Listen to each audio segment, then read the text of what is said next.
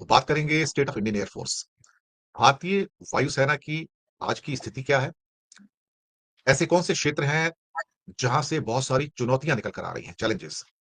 Fifth generation की technology में stealth technology पहुंच गई है। अमेरिका के F-35, चीन का J-31 जिसका फॉरेन वर्जन J-35 है जो पाकिस्तान को मिलने जा रहा है। रशिया का भी Su-57 और टर्की का कान, ये फिफ्थ जनरेशन एयरक्राफ्ट हैं जो कि इस टाइम दुनिया के सीन पर देखे जा रहे हैं। हमारा जो फोर्थ जनरेशन एयरक्राफ्ट है तेजस, वो भी कई चुनौतियों का सामना कर पा रहा है क्योंकि इंजन्स वगैरह की समस्या आ रही है जनरल इलेक्ट्रिक से। मैंने ये बड़ा बड़ा सब्जेक्ट है। तीसरी चीज आपने पूछा हम सही डायरेक्शन में है कि नहीं है। तो इसमें क्या है कि जैसा कि मैंने बोला कैपेबिलिटी तो हमने एडवांस की है, कैपेसिटी वाइज हम सही डायरेक्शन में नहीं गए क्योंकि जो हमारे एडवर्सरीज है पाकिस्तान, तो ऐसी फीलिंग आती रही कि हाँ भाई लड़ाई नहीं होगी, कि पाकिस्तान तो लड़ने के इस समय काबिल नहीं है, उनके काफी बुरा हाल है इकोनॉमिकली वो सर्वाइव कर रहे हैं कि बाहर से पैसा मिलता रहता है और वो लड़ाई करने की क्षमता नहीं है इस समय। दूसरी है चाइना अभी तक थोड़ा क्वाइट बैठा हुआ था, लेकिन अभी आप देखिए पिछले 4-5 साल में गलवान के बाद स्पेशली जो काफी एक्टिव हो गया है, काफी एग्रेसिव हो गया है, काफी बेलिजरेंट हो गया है। अब आप देखिए हर 2-3 साल में एक मेजर कोई हो जाता है। पहले चुमार हुआ, उसके बाद इंसिडेंट हुआ, उसके बाद डोकलम हुआ 2017 में, उसके बाद गलवान हुआ, और गलवान के बाद तो फोर्सेस सारी अलर्ट हो गई हैं और अभी भी बातचीत चल रही है, लेकिन वो इतना कूल डाउन हुआ नहीं है सिचुएशन जो है बॉर्डर्स पे। तो जब एडवर्सरी आपका इस एटीट्यूड में हो जाए तो अब आपको जो है उसकी क्षमता, उसकी बराबरी अगर करनी हो तो उसमें हम थोड़ा हमारा डिले हो गया है कैपेसिटी वाइज। तो ये मैंने बड़े ब्रीफ में आपको आंसर दिया है क्योंकि मैं लंबा जवाब नहीं देना चाहता, बोर नहीं करना चाहता अपने व्यूअर्स को। हाँ जी, हमारी स्ट्रेंथ काफी कम हो रही है जी, ये आपने सही कहा कि 42 स्क्वाड्रन करीब चाहिए। हमारे पास मुश्किल से 30-31 है, उसमें से भी शायद 2 स्क्वाड्रन तो MiG-21 के हैं शायद, मुझे लगता है, जो अभी तक फेज आउट नहीं किए गए, तो वो भी उसमें इंक्लूडेड है। तो कुछ एक्सपर्ट्स कहते हैं हम तो वर्चुअली डाउन टू 28 हैं। हम हमेशा पाकिस्तान को माइंड में रख के प्रिपेयर्डनेस करते रहे, लेकिन चाइना ऑफ लेट एक मेजर एडवर्सरी के रूप में निकल कर आया है, मुझे लगता है बड़ी चुनौती है। लेकिन चाइना और भारत के बीच में एक बहुत बड़ा एरिया जो है हिमालय का आता है, और वो काफी उसकी विड्थ है हिमालय की भी, जो हिमालय की चेन्स है। क्या वास्तव में एक एयर फोर्सेस चाहे पाकिस्तान क्या कहते हैं चाइना की हो या इंडिया की हो, they can really go across the Himalayas and strike each other? या फिर ऐसे में अगर इंडिया और चाइना की वॉर होती, it will be more like a long range drones plus rockets and missiles only? आपके हिसाब से आपको क्या लगता है? कि मुझे नहीं लगता है कि इंडियन एयरफोर्स या चाइनीज एयरफोर्स को बहुत ज्यादा across the Himalayas will be effective, except that कि बिल्कुल टचिंग कोई उनके जो बेसिस है उनको नष्ट कर सकते हैं। अदरवाइज वहां पर इतनी शायद उनकी रेलेवेंस ना हो। हालांकि टेलीविजन न्यूज वाले तो बहुत कुछ दिखाते रहते हैं, लेकिन हम उसमें रेटोरिक्स में नहीं जाएंगे, हम ग्राउंड रियलिटी में जाएंगे। सर, छोटा सा सवाल है। इसमें छोटे सवाल में भी काफी कुछ है, दम है मतलब। तो ऐसा है कि पहले तो मैं एक पर्सपेक्टिव डाल देता हूँ। जो चाइना जो है उसकी एस्पिरेशन बहुत हाई है, तो वो तो वर्ल्ड नंबर 1 की पोजीशन में आना चाहता है। 2049 उन्होंने डेडलाइन भी रखी है कि 100 साल जब उनके हो जाएंगे फ्रीडम के, तो उसमें they want to become world number 1। तो बड़ा एम्बिशियस उनका वो है। तो वो जो रेस जो उनकी है वो तो यूएसए के साथ है, लेकिन अब उसमें क्या है कि उनकी capability wise as well capacity wise on all 3 services, जैसे आपके 3 सर्विसेज नहीं, आर्मी नेवी एयरफोर्स तो हो ही गया, cyber space artillery, second artillery, इसको रॉकेट फोर्स बोलते हैं, सब में उन्होंने बढ़ाव किया। उनका जो मॉडर्नाइजेशन प्लान है वो बहुत ही साइंटिफिक है। उन्होंने सारा कुछ स्टडी किया है सारी कंट्रीज को। उनका जो मॉडर्नाइजेशन है उसमें उन्होंने काफी पैसा खर्च किया है, काफी टेक्नोलॉजी इन्फ्यूज की है, और उन्होंने एक्सपीडिशनरी कैपेबिलिटी बढ़ाई है। जैसे कि उनको उनका मानना है कि अगर उनको एक्सपैंड करना है, उनको वर्ल्ड वाइड अगर अपनी प्रेजेंस दिखानी है, तो एक्सपीडिशनरी जो बाहर जाने की कैपेबिलिटी है फोर्सेस की वो बढ़ानी है। तो नेवी और एयरफोर्स में भी उन्होंने काफी पैसा खर्च किया है। दूसरी चीज जो है, जैसे आपने बताया कि हाँ भाई दूर से वार करने की, तो उनका जो फिलॉसफी है अभी क्या, उनकी प्रॉब्लम क्या है? प्रॉब्लम यह है कि डेमोग्राफिक जो उनकी बिल्ड है वो सुटेबल नहीं है।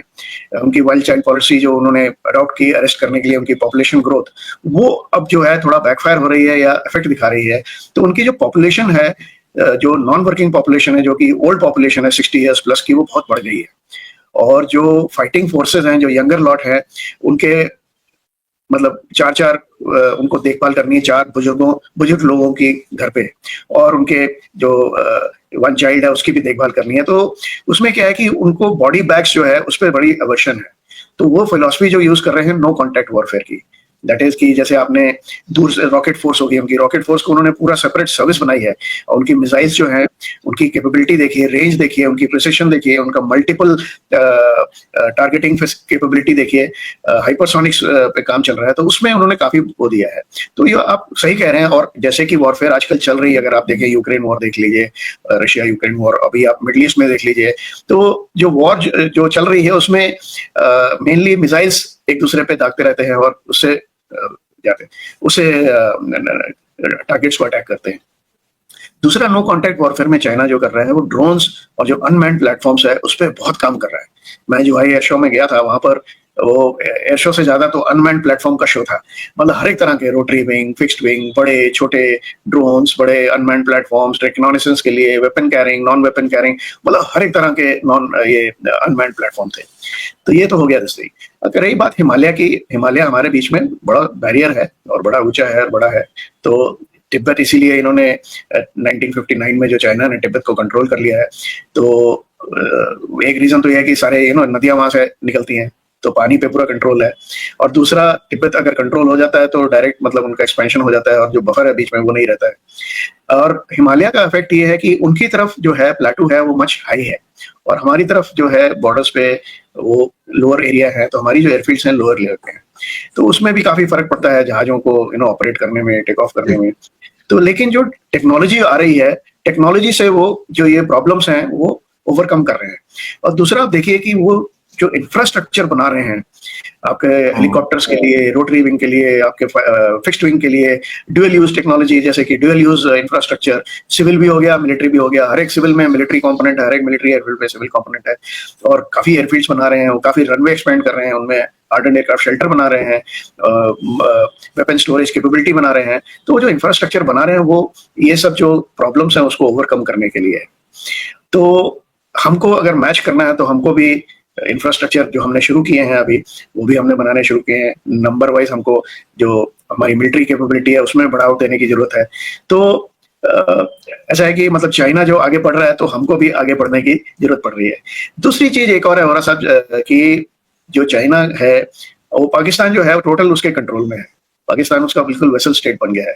तो चाइना, और दूसरी चीज अब आप देखिए हमारे चारों तरफ वो एक एक करके सारी जितनी कंट्रीज हैं उसमें थोड़ा बहुत कंट्रोल एक्सरसाइज कर रहा है। नेपाल देख लीजिए आप, लेटेस्ट बांग्लादेश देख लीजिए, म्यांमार हो गया, नीचे श्रीलंका में पोर्ट मालदीव्स हो गया, जिबूती में उनका बेस है, पाकिस्तान में तो ऑफकोर्स है ही सब कुछ। तो आप देखिए वो स्ट्रिंग ऑफ पर्ल जिसको बोलते हैं हमको चारों तरफ से वो, तो ये जो इरिटेंट्स हैं, ये जो छोटे छोटे, ये सब बढ़ा के हमारी जो चैलेंज है वो बहुत बड़ा हो जाएगा। तो हमको इस समय मिलिट्री जो कैपेबिलिटी है वो बढ़ाने की जरूरत है बहुत तेजी से। ये बॉटम लाइन।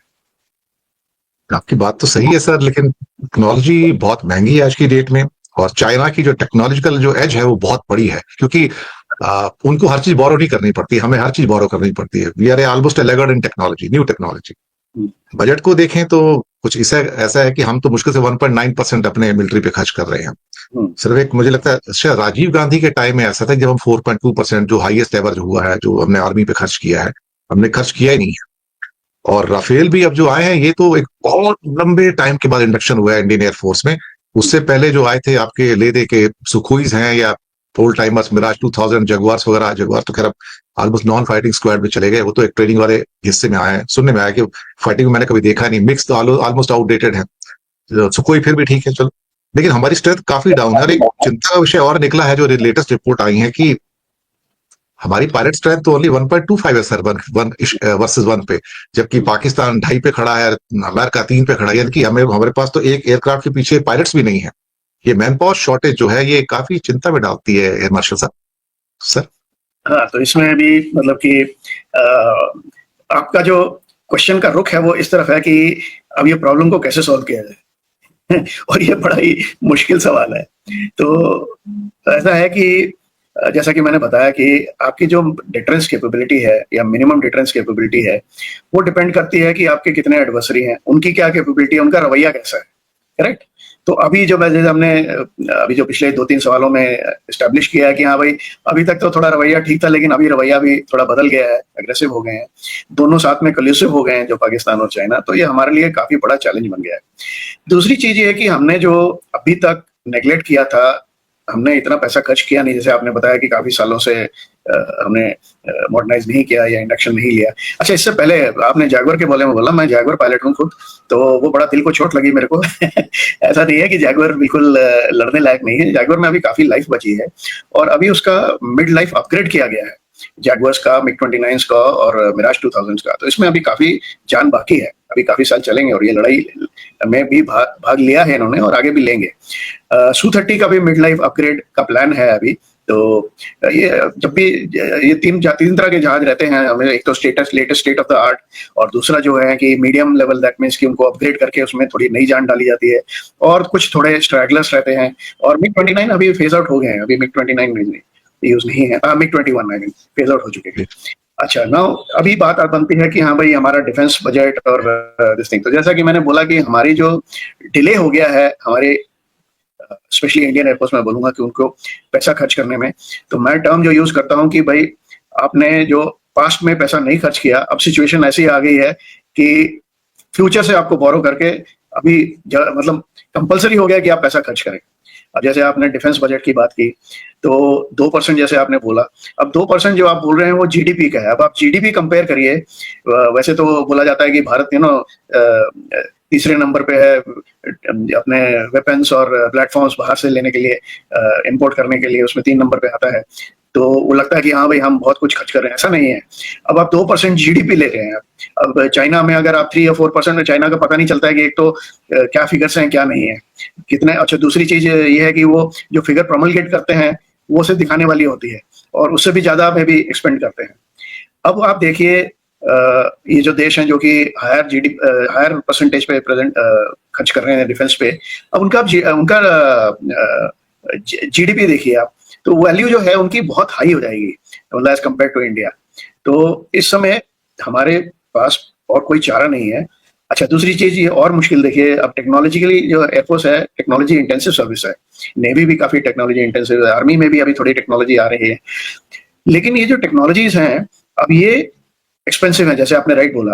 अब आप बाहर से सामान लेंगे तो वो आपको लेटेस्ट टेक्नोलॉजी नहीं देगा। दूसरी चीज ये है कि अगर आप इमीडिएटली भी अगर पैसा खर्च रेडी है कि पैसा खर्च करके हम अपनी कैपेबिलिटीज बढ़ाते हैं, टेक्नोलॉजी इंड्यूस करते हैं, नए सिस्टम्स लाते हैं, नए एयरक्राफ्ट लाते हैं, नए प्लेटफॉर्म लाते हैं, तो ये तो कोई ऐसा तो है नहीं कि आप बाजार गए और वहां जाके खरीद लिया रेडीमेड।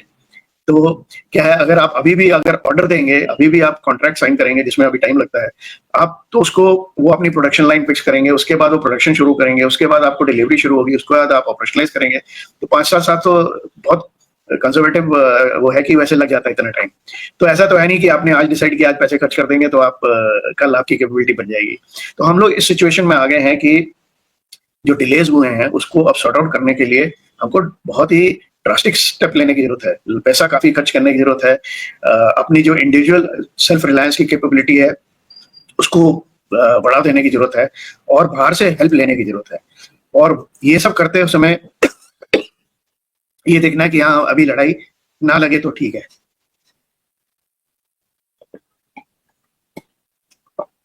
तो ये 4-5 स्टेप्स हैं जो हमको लेने की जरूरत है। आजकल का जो वॉरफेयर है वो काफी हद तक हमने यूक्रेन वॉर में देखा, इजराइल की वॉर में देखा, और मुझे लगता है कि शायद आर्म फोर्सेस के लिए बहुत सारे लेसन्स निकल के आए हैं इसमें कि हम क्या करने वाले थे, क्या कर सकते थे, अब क्या नहीं करना चाहिए और वहां पर हमें इंप्रूवमेंट करना है। तो मुझे लगता है इस किस्म की जो प्रोलॉन्ग्ड वॉर्स हैं वो काफी बड़े लेसन्स लेके आती हैं, और मैं समझता हूँ कि जो आर्मी स्कूल है वहां पर इनके ऊपर वाइड स्केल डिस्कशंस हो रहे होंगे कि पूरी दुनिया में कि आज की वॉरफेयर बिल्कुल अलग हो गई है। और कभी कभी क्या होता है, सिमुलेशन टेक्निक से वॉरफेयर अलग निकलती है, लेकिन सामने जो फील्ड में हो रहा है वहां से जो लेसन्स निकलते हैं वो अलग होते हैं, वो रियल टाइम लेसन्स हैं। तो आपके हिसाब से ये कभी कभी आप जैसे ड्रोन्स टेक्नोलॉजी आई है, $1000 का $2000 का आप ड्रोन यूज करते हैं, आप चीपर एक मुश्किल से ₹1,00,000 का रॉकेट यूज करते हैं, अगला बंदा उसको गिराने के लिए पता लग रहा है 10 करोड़ का एंटी डिफेंस सिस्टम यूज कर रहा है। This is something very strange और बहुत एक्सपेंसिव है। और एक इसके साथ जुड़ा हुआ प्रश्न ये है कि चिंता है कि आज की वॉर शुरू हो जाए तो खत्म नहीं होती सर, वो दिन खत्म हो गए जब 10 दिन में 12 दिन में खत्म हो गई। अब इसका मतलब है कि ये आपके कंट्री को पूरा बैंकरप्ट करके जाएगा और आपकी एक के बाद एक मिसाइल जो छोड़ेंगे अब वो इंटरवल पे छोड़ी जाती है। Russia can not effort to just put them on कि रोज सुबह शाम करते, शुरुआत में कर दिया, बाद में भंडार खत्म हो गया, अमेरिका के भंडार भी खत्म हो गए इसराइल के चक्कर में। अब तो ये बड़ा लंबा वॉरफेयर है, ऐसे में तो स्ट्रेटजीज और लेसन्स बहुत अलग अलग हो जाएंगे सर। मार्शल साहब थोड़ा डीपर क्वेश्चन है लेकिन मैं पूछ रहा हूं मैं। हाँ जी, हाँ। तो आप बिल्कुल सही बोल रहे हैं वोरा साहब, जो ये नई जो वॉर शुरू हुई है, जो रीसेंट वॉर शुरू हुई है, नई तो नहीं, जो रीसेंट वॉर जो शुरू हुई है, हीट अप हुई है, ये बड़े लेसन्स लेके आई है। और जैसा आपने ठीक बोला कि 2 मुद्दे उठते हैं। एक तो टेक्नोलॉजी जो यूज़ हो रही है, ठीक है? जैसा कि मैंने बोला, no contact warfare, use of missiles, use of drones, अच्छा साइबर वॉरफेयर आ रही है इसमें, स्पेस वॉरफेयर आ रही है, न्यूक्लियर साइबर रेटलिंग हो रही है, और काफ़ी कुछ, मतलब डोमेन्स जो हैं वो काफ़ी बढ़ गई हैं। तो एक तो ये डिफरेंस आया है।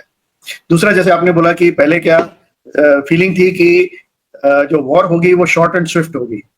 तो जब आप अपनी वॉर रिजर्व बनाते हैं तो आप अकॉर्डिंगली बनाते हैं, भाई 10 दिन के लिए या 30 दिन के लिए, या 30 दिन इंटेंस और 30 दिन के लिए लो इंटेंसिटी। अब आप देखिए इतने साल तक चल रही है। अब ये जो लड़ाई है, ये आप देखिए, अगर स्पेशली यूक्रेन रशियन, जिसमें कि लगता है कि हाँ भाई इतने सालों से चल रही है, लेकिन आप उसकी इंटेंसिटी देखिए कि ये तो है नहीं कि कंटिन्यूसली हाई इंटेंसिटी वॉर चल रही है।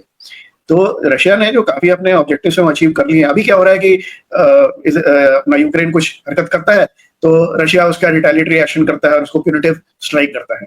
तो ये चल रहा है, ये ना, जैसे मुक्केबाजी में जैसे होता है, बॉक्सिंग में, ये ना, तो दोनों बॉक्सर थक जाते हैं तो क्या करते हैं, वो राउंड एंड राउंड जाते हैं। सुमो रेसलिंग में भी, और बीच बीच में एक पंच गिरा देते हैं तो दूसरा वाला उसको 2 पंच मार देता है। तो ऐसे चल रहा है, मतलब इंटेंसिटी लो। बट ऐसा है कि हाँ भाई, यू आर राइट कि वॉर तो चल रही है, मतलब तो आप उसको स्किल डाउन तो कर नहीं सकते। तो उसमें क्या है, आपकी जो वॉर रिजर्व्स है वो भी बढ़ाने की जरूरत है, आपको हाई टेक्नोलॉजी लाने की जरूरत है। तीसरा जो है, मल्टी डोमेन प्रिपेयर्डनेस की जरूरत है, कि ऐसा तो है नहीं कि सिर्फ फिजिकल फाइट है, साइबर भी हो गया। और साइबर जो है वो सारे को अफेक्ट करता है, ये तो है नहीं कि सिर्फ जो सोल्जर है बॉर्डर पे उसी को अफेक्ट करेगा, पूरे जो नेशन को अफेक्ट करता है वो। जब आपकी जो सिस्टम्स है वो अगर न्यूट्रलाइज हो जाते हैं, काम नहीं करते थे साइबर वॉरफेयर से, तो सारी जनता उसमें, तो ये सारी चेंजेस आ रही हैं। तो जो लड़ाई है वो पूरे होल नेशन की लड़ाई है, ये सोल्जर्स की लड़ाई नहीं है अभी। तो इसमें क्या है, पूरा नेशन को जरूरत है कि उसमें पार्टिसिपेट करने की, उसमें प्रिपेयर करने की, उसमें पूरा अफेक्ट होता है। अब जैसे लॉन्ग रेंज मिसाइल देख लीजिए आप, तो ऐसा तो है नहीं कि जो सिर्फ बॉर्डर पे ही 60 किलोमीटर के रॉकेट से वो लड़ाई होगी।